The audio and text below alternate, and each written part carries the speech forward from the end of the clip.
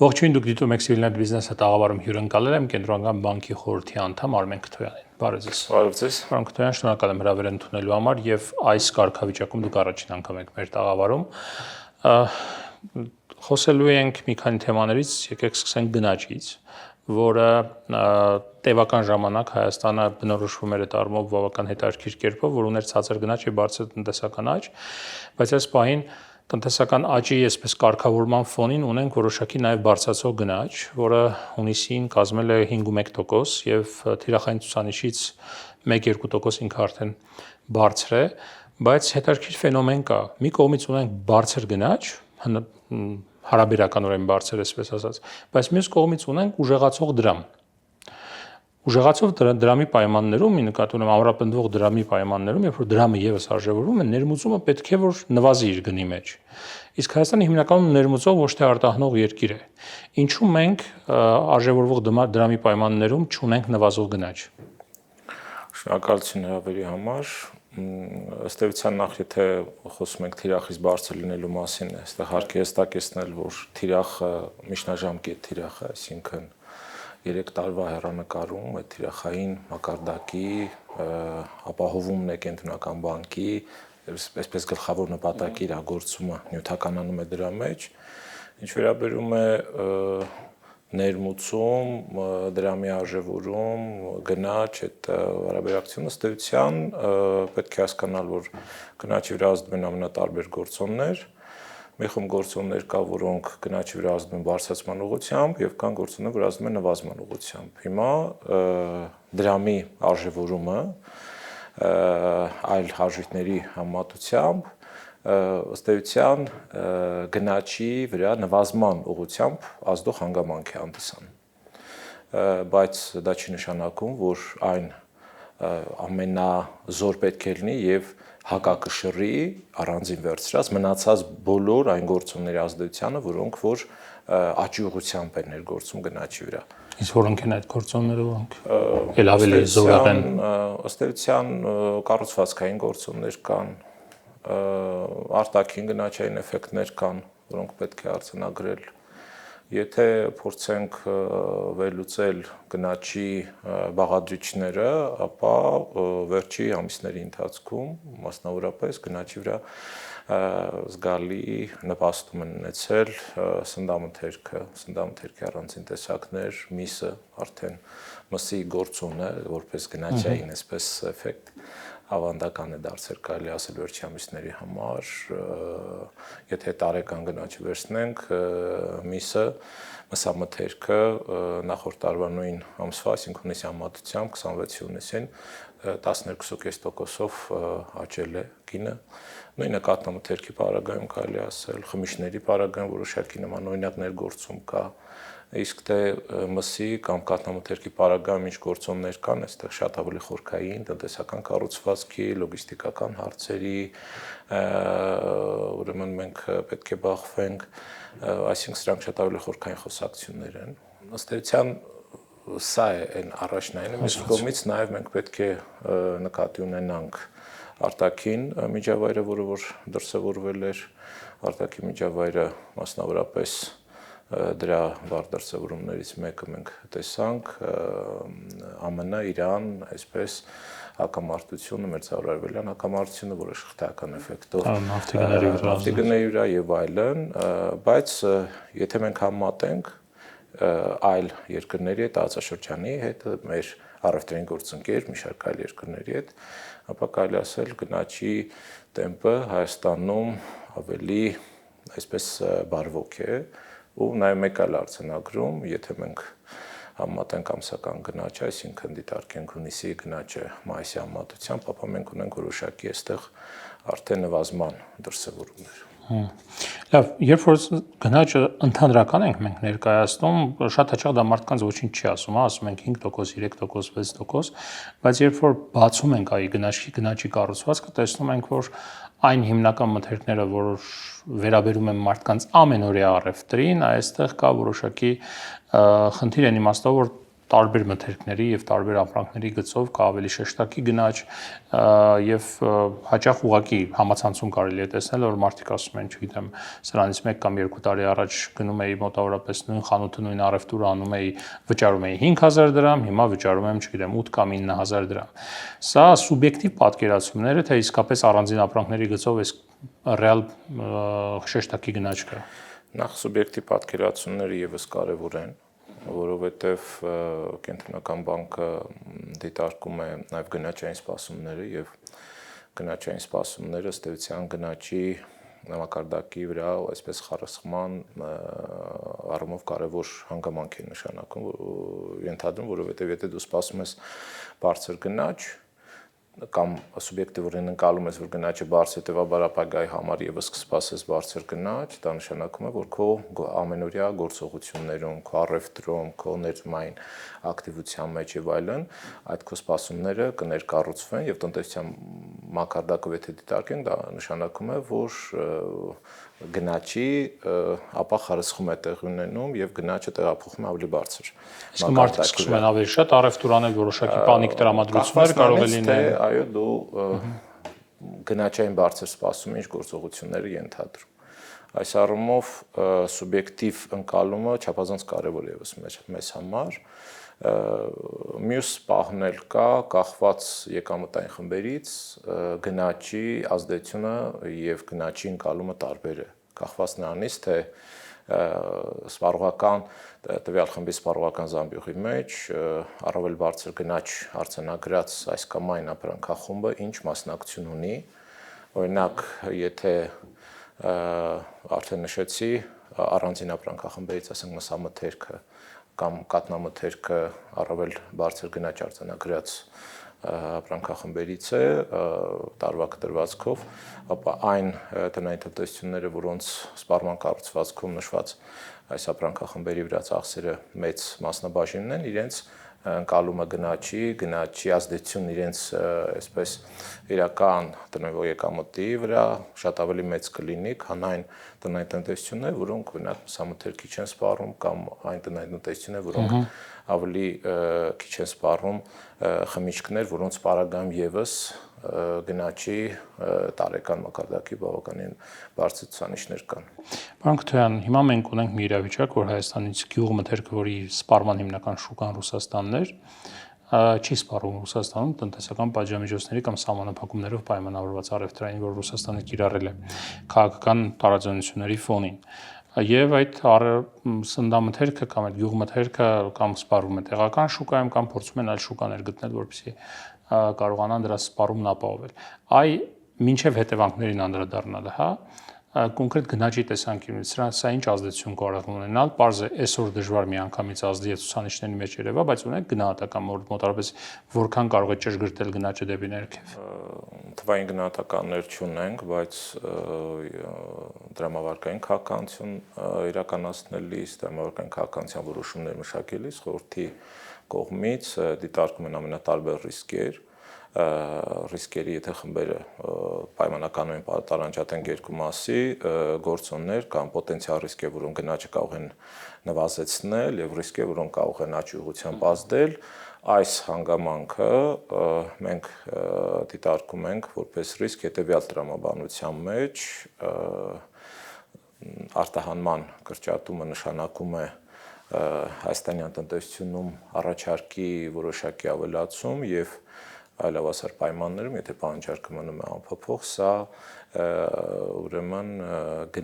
գնաճի զսպման որոշակի տվյալ ապրանքախմբերի մասով որոշակի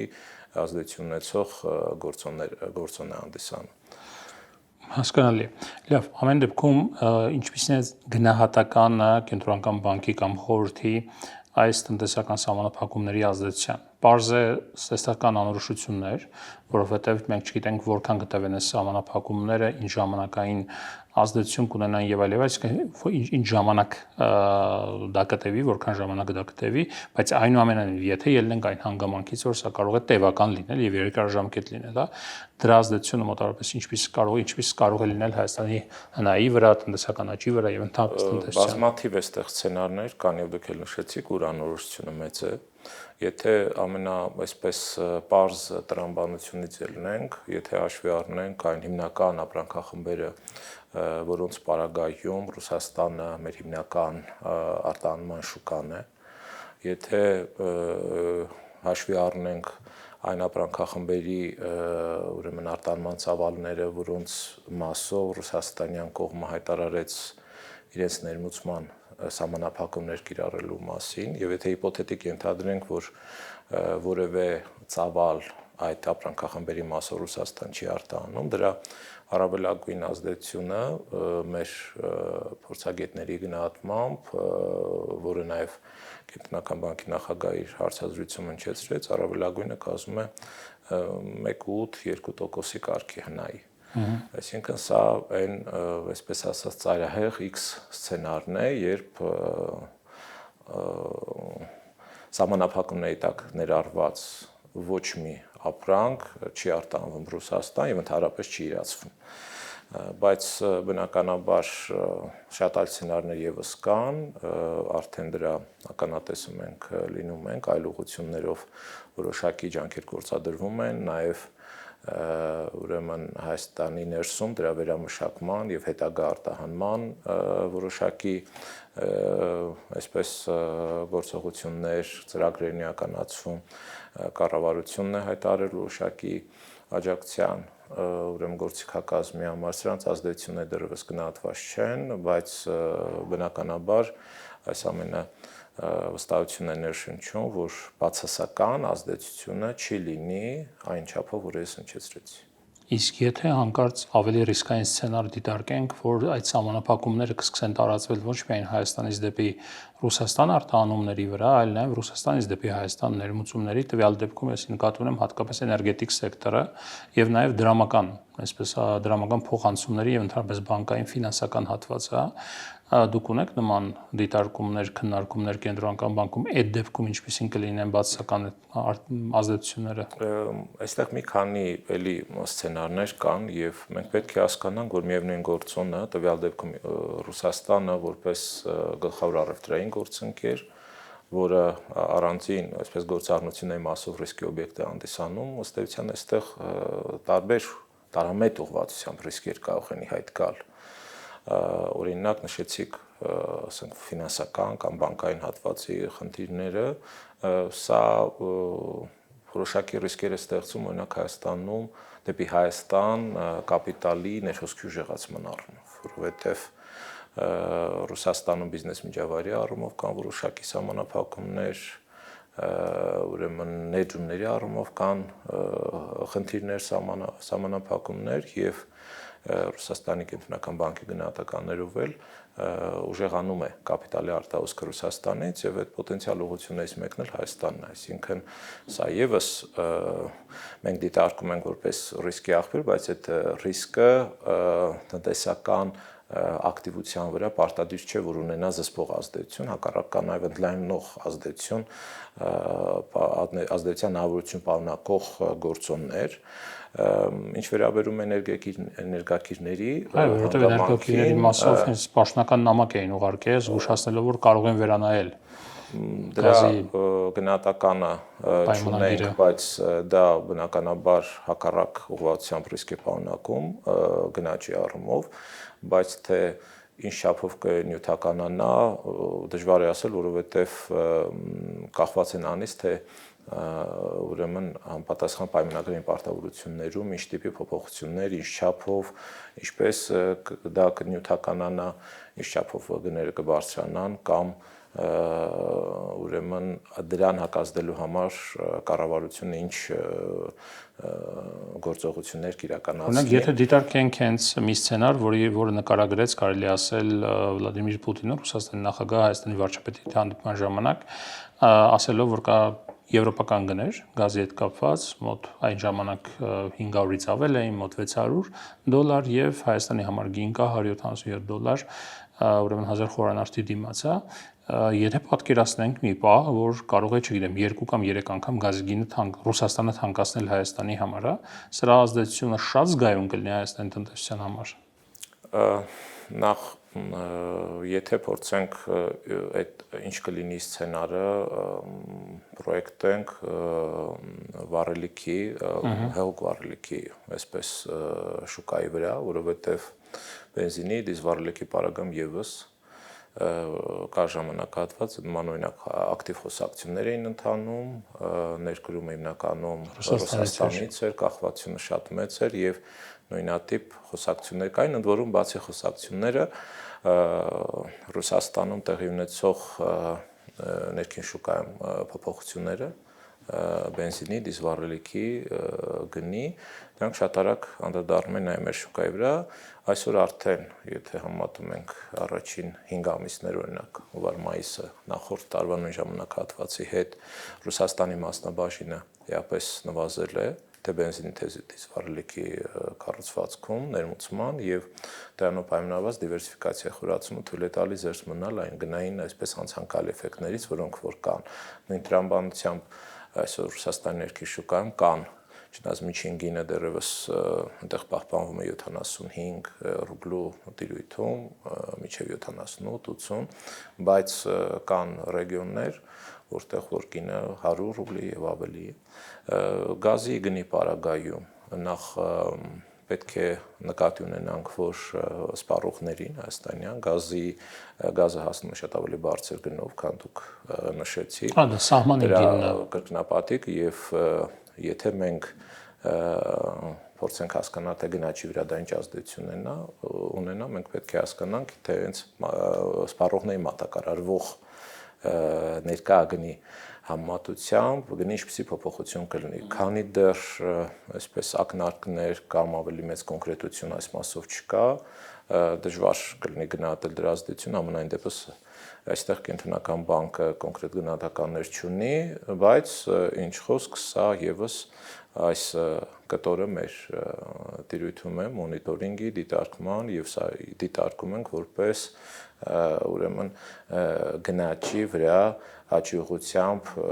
լիցքեր պարունակող ռիսկ, բայց ելի ցանկանում եմ հիշատակել, որ ռուսաստանյան ուղղությունը մեզ համար պարունակում է ոչ միայն գնաճի բարձրացման ռիսկեր, այլ նաև գնաճի զսպման ռիսկեր է պարունակում տարբեր իրավիճակներում, այդ ռիսկերը դրսևորման տարբեր այսպես կոնֆիգուրացիա կարող է ունենալ։ Պարոն Քոթարյան, քանի որ գազը մի քիչ ավելի կոնկրետ է եւ միշտ դժվար է դիվերսիֆիկացնել, որովհետեւ բենզինը ուրեմն դիզվառելիքը եւ մյուսը հնարավոր է տարբեր տեղերից ներկրել, գազի այսպես կոնֆիգուրացիան դժվար է փոխել մատակարարման, հա, հնարավոր է գուցե, բայց կոնկրետ այսպես վարկենական կամ չգիտեմ մի քանի շաբաթների ընթացքում դժվար է դա իրականացնել։ Ամեն դեպքում հաշվի առնելով կախվածությունը Հայաստանի Ռուսաստանից, հա, հնարավորություններ կան, այսինքն դրա ազդեցությունը տնտեսության վրա Հայաստանի տնտեսությունը հաշվի առնելով ինքը կարող է երկու անգամ օրինակ թանկացումը վերջնական սպառողների մասին է խոսքը, հա, եթե այդպես դիտարկենք, ինքը կարող է սա կլանել, այս շոկը կարող է հանգիստ կլանել, թե ոչ։ Դու կոնկրետ սցենար եք ասում, ես կդժվարանամ դրա ազդեցություն դիտարկել կլանելու առումով, առավել եւս այստեղ այդ կլանման կարողությունը մեծացնելու կարող է գործիքակազմ կիրառել կառավարությունը, ինչ չափով հնարավոր սուբսիդիաներ կտրամադրվեն, թե ոչ, դուք ասում եք կոնկրետ սցենար, որի մասով գնահատականներ չունեն։ Հասկացա, անհայտները շատ են այդ հավասարման մեջ։ Լավ, ամեն դեպքում մենք ունենք այս, չգիտեմ, խրթին իրավիճակները Ռուսաստանի հետ առևտրում եւ այլը, բայց երբ որ նայում ենք մայիսի տվյալները հրապարակվեցին տնտեսական ակտիվության աճի հետ կապված, աճը 11%-ից ավել էր տացի, հա։ Եվ նայում ենք, այսօր հրապարակվել է արդեն վիճակագրական կոմիտեի կողմից ընդհանուր այսպես ամբողջացած պատկերը հունվար-մայիսի սոցիալ-տնտեսական հատվածի եւ արտաքին առևտուրը, որ նայում ենք, այսինքն պետք է որ արտահանումը զարգանա եւ այլն, մեծ հաշվով մոտավորապես նույնն է մնացել հունվար-մայիսի հետ կապված, ուրեմն մեր արտաքին առևտուրը նախորդ տարվա հունվար-մայիսի հետ համեմատած։ Ինչի հաշվին է աճում մեր տնտեսությունը, եթե մենք չունենք շատ էական տեղաշարժեր արտաքին առևտրում, այսպես ասած, հա, էլի շինարարությունն ու ծառայություններն են, եւ արդյոք ռիսկային չի այս երկու ուղղությամբ աճերի կենտրոնացումը։ Ուրեմն նախ տնտեսության դիվերսիֆիկացիա անհրաժեշտությունը շատ է խոսվում եւ բնականաբար նախընտրելի ունենալ շատ ավելի դիվերսիֆիկացված, ամենատարբեր ճյուղերի համաչափ զարգացման տնտեսություն, այնուհանդերձ մենք գործ ունենք այն իրողությունների հետ, որը որ կա, շինարարության մասով աճի բարձր տեմպերը պահպանվում են, սա տնտեսական ակտիվության կարևորագույն խթաններից մեկն է։ Դուք նշեցիք ապրանքների արտահանման հանգամանքը, բայց այսպես ծառայությունների մասով ու նաև ֆինանսական հատվածի մասով բոլորովին այլ պատկեր ունենք, պետք է օրինակ զբոսաշրջային ծառայությունների մասով բավականին արտաքին պահանջարկի բավականին մեծ աճ ունենք, 20%-ը գերազանցող, ֆինանսական ծառայությունների մասով բավականին այսպես մեծ հետաքրքրությունների դաշտ կա, որոշակի արտահանման ակտիվություն կա ՏՏ ոլորտում։ Պետք է նաև նշենք, որ Հայաստանը այսօր բավականին գրավիչ է պորտֆելային ներդրումների առումով, երբ որ դուք խոսում եք տնտեսական աճը, ինչի հաշվին է կամ այլ այսպես ուղղություններ արդյոք գրավիչ են թե ոչ, պետք է արձանագրել, որ կապիտալ շուկաներում մենք տարիքրյա կապիտալի բավականին ակտիվացման այսպես հետաքրքիր պատկեր ունենք, եթե վերցնենք օրինակ այս տարվա առաջին 5 ամիսները համատենք նախորդ տարվա նույն ժամանակահատվածի հետ, օրինակ դրամային պարտատոմսերում ոչ ռեզիդենտների ներդրումները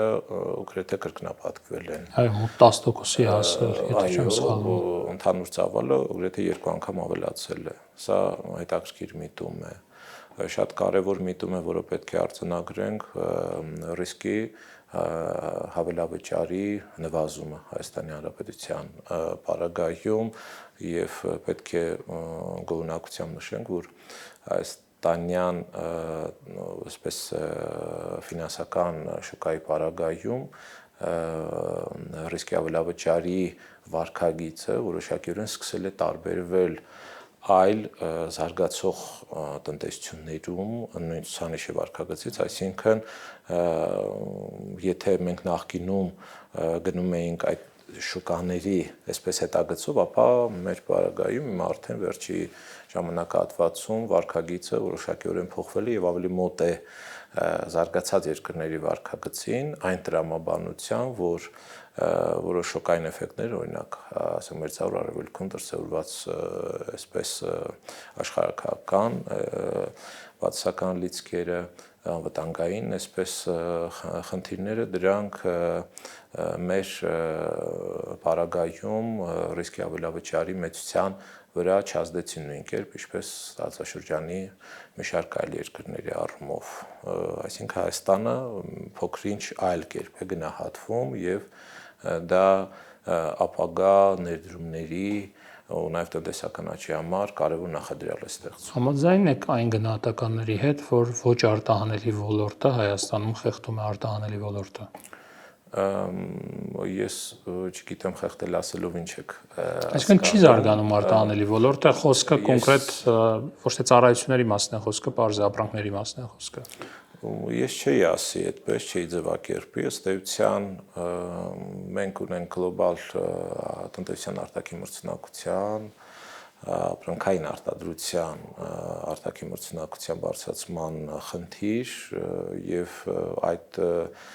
խնդիրը այսպես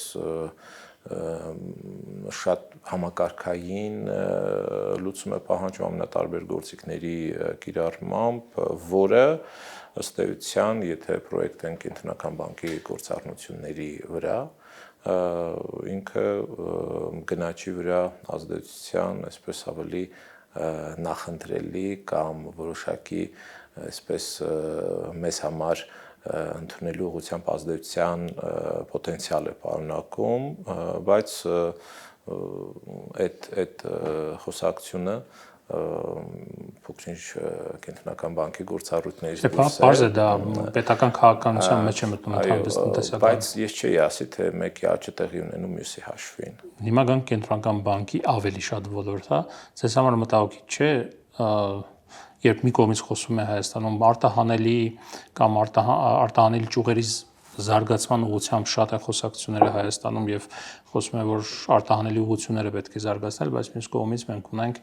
շարունակական ամրապնդվող դրամ։ Ամրապնդվող դրամը ձեզ համար մտահոգիչ չէ։ Արժևորվող դրամը։ Եթե մտահոգիչ տերմինը չկիրառենք, որովհետև եթե նայենք Կենտրոնական բանկի թիրախներից, ըստ էության գների կայունության ուրեմն կառավարելի գնաճի ապահովումը, եթե այդ գործառույթը կամ թիրախը չհաջող իրականացնել, դա ավելի մտահոգիչ է։ Եվ այս տրամաբանությամբ փոխարժեքի կառավարումը կամ որոշակի կոնկրետ թիրախի սահմանումը ու դրա հետապնդումը Կենտրոնական բանկի գործառույթներից դուրս է եւ դա տրամաբանական է։ Ինչ առումով, հիմա տեսեք մի ուղղությամբ։ Բայց դուք գործառույթներ իրականացնում եք, երբ որ տեսնում եք հավասարակշռությունը ինչ որ առումով խախտվում է, սկսում եք այո, երբ որ ինչ որ վայլուտա վերցնենք։ Երբ որ միակողմանի տեսնում եք ակնհայտ, այսպես շուկայի հավասարակշռության էապես վտանգող, այսպես իրավիճակի ձևավորել է միակողմանի շարժը շուկայում, բնականաբար Կենտրոնական բանկը որպես մյուս կողմ հանդես է գալիս, բայց հիմա պատկերացրեք, մենք խոսում ենք, մենք ունենք մի իրավիճակ, երբ որոշողությունը արտահանումը ընդլայնվում է եւ դա բերում է արտարժույթի ներհոսքի։ Մենք խոսում ենք օրինակ զբոսաշրջային ծառայությունների նկատմամբ պահանջարկի ավելացման մասին, սա եւս արտարժույթի ներհոսք է։ Մենք խոսում ենք կապիտալի ներհոսքի մասին, տարիքա կապիտալի ներհոսքի պարտատոմսերում, ուրեմն ներդրումների առումով, եթե վերցնենք համատենք օրինակ բանկային համակարգով Հայաստան ուրեմն մուտք եղած արտարժույթի ծավալը կամ այսպես ուրեմն փոխանցումները, որ կատարվել են եւ եթե համատենք օրինակ առաջին 5 ամիսներ վերցնենք, համատենք վերջի 3 տարիներն իրար հետ, ապա կտեսնենք, որ նշանակալի աճ կա։ Այս տարվա այո, այս տարվա առաջին 5 ամիսներին ուրեմն արտարժութային փոխանցումները կազմել են մոտ 28 միլիարդ դոլար։ Անցած տարի ներհոսքը նույն ժամանակահատվածում 2.3 էր։ Խոսքը զուտ ներհոսքի մասին չի, ընդհանուր ներհոսքի մասին է խոսքը, բայց ուրեմն արտահոսքը ինքը 1.6, 1.7 միլիարդի կարգի, այսինքն արտահոսքը գրեթե նույնն է կամ չի աճում նույն այն տեմպերով, ինչ ներհոսքը, սա նշանակում է, եթե 2 տարի առաջվա տվյալներով նայենք 2024 թվականին 2 միլիարդի կարգի էր։ Այսինքն նշանակալի ավելացում կա, դա նշանակում է, որ շուկայում ավելանում է արտարժույթի առաջարկը։ Իսկ որտեղից է հիմնական ներհոսքը։ Ռուսաստանից էլ կա, բայց ոչ միայն, ես արդեն ասացի, որ